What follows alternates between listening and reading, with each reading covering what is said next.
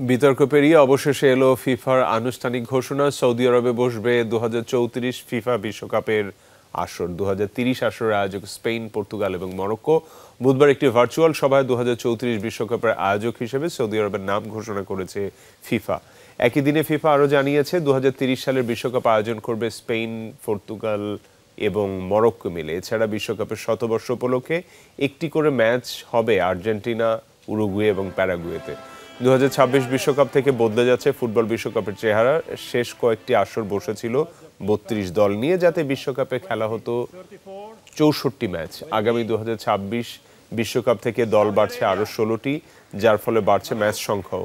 10 বছরের পরের তথা 2034 ফুটবল বিশ্বকাপে অংশ নেবে 48টি দল। সৌদি আরবের রাষ্ট্রীয় সংবাদ মাধ্যম জানিয়েছে 48 দলের অংশগ্রহণে 2034 ফুটবল বিশ্বকাপ হবে 5টি শহরের 15টি স্টেডিয়ামে, এর মধ্যে 8টি রাজধানী রিয়াদে।